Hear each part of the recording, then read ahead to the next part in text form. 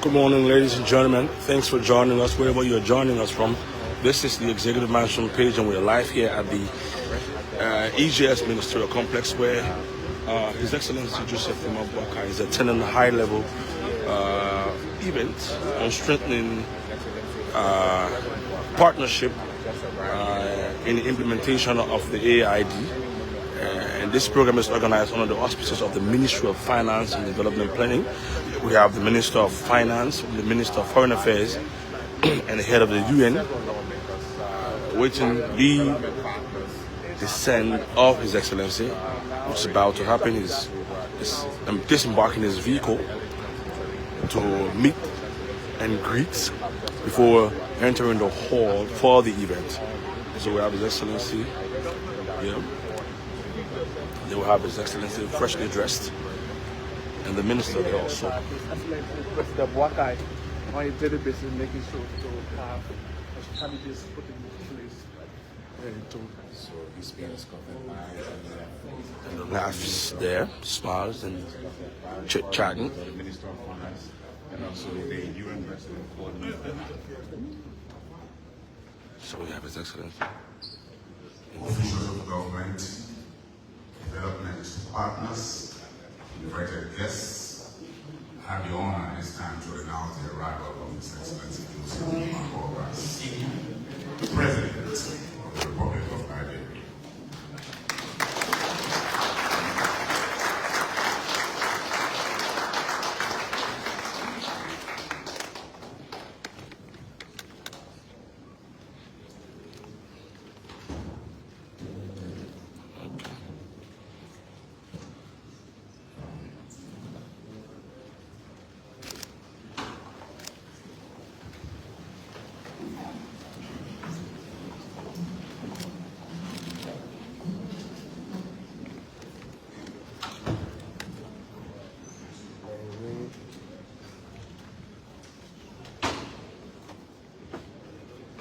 Good morning again. Welcome, Excellency, Mr. President. With the arrival of the President.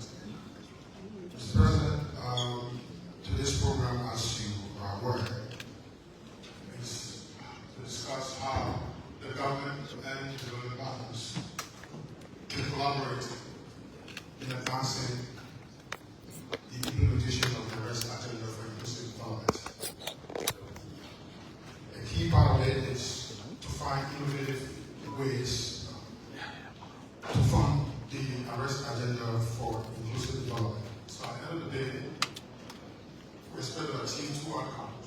One, how we strengthen collaboration, and two, how we determine innovative financial mechanisms to implement the agenda for transformation, the arrest agenda for inclusive development given the global landscape.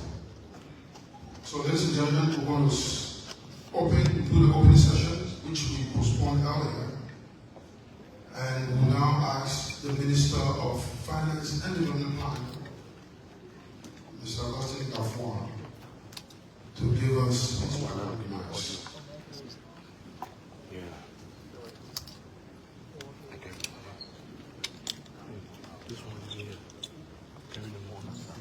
His Excellency Joseph Imabwaka, President of the Republic of Liberia, Her Excellency Madam Sarah Esconyanti, Minister of Foreign Affairs and team with the Cabinet, other Cabinet members here present, Madam Resident Coordinator of the UN, our own big sister, Christine Omutoni, and members of the Development Partner Community, ambassadors, country managers, partners and friends of Liberia, heads of government institutions, distinguished ladies and gentlemen, and our good friends from the former state.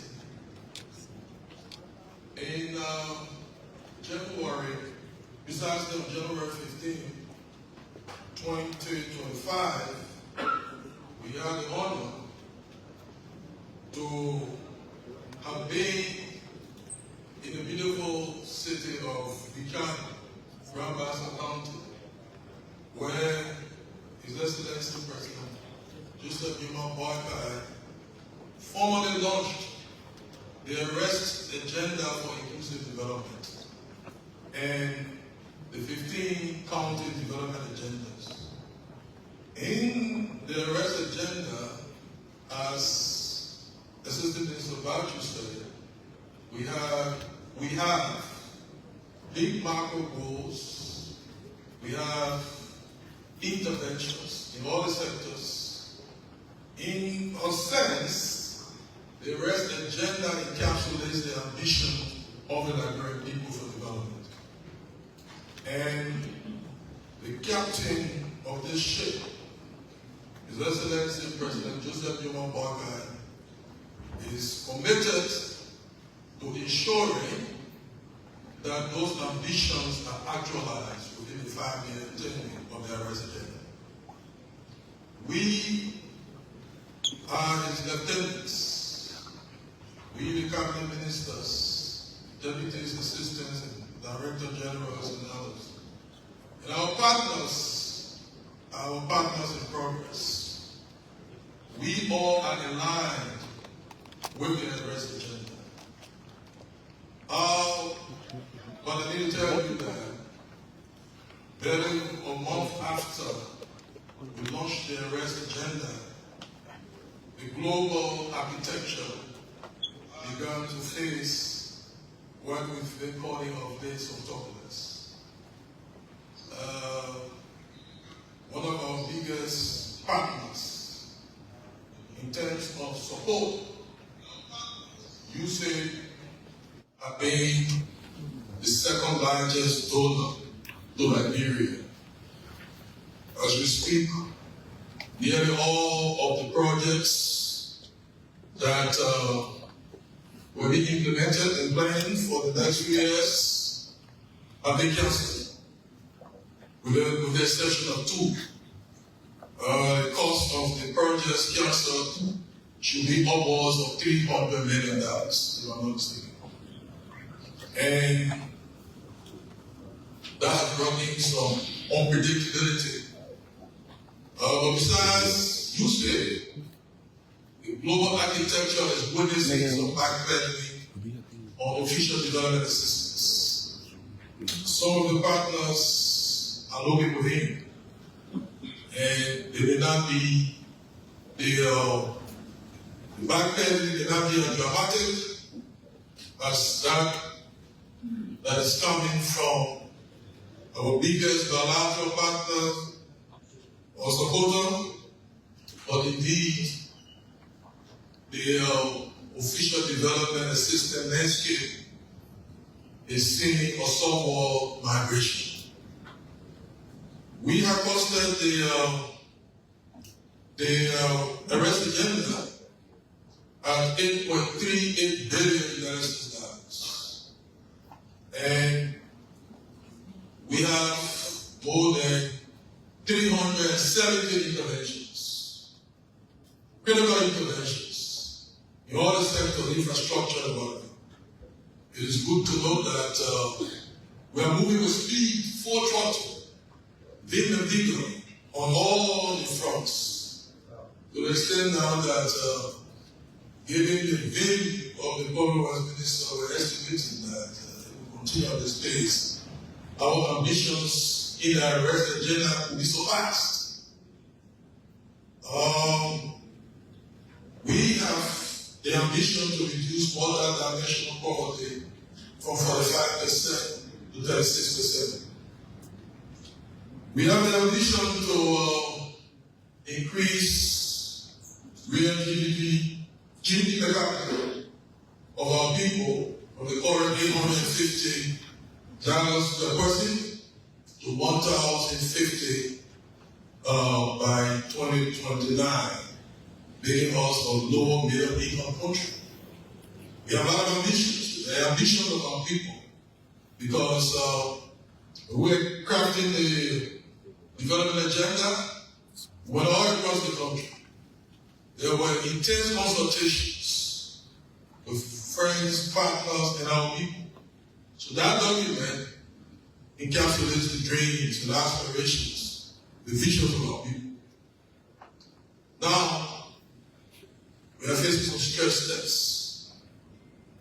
We have come today not in retreat, but to plan, to deal with some of the challenges we are facing.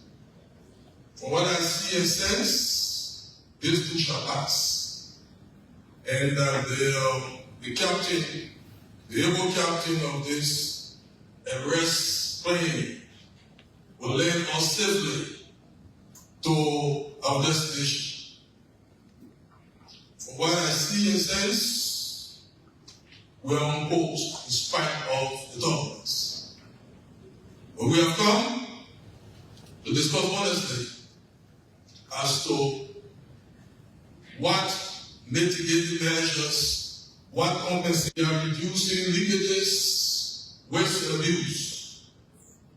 We are also upping our domestic resource mobilization because ultimately we feel that the best way to deal with the pulling off or the backpedaling of external support is the front-ending of our domestic resource mobilization. And let me just thank the Commissioner General of the Liberia Revenue Authority and all others in the revenue generation equation that are doing their best. We are taking actions. We are digitizing processes, and that we are plugging leakages. As time goes by, you hear a lot of strong and stringent actions we're going to take. Our tolerance for skullduggery has practically evaporated. And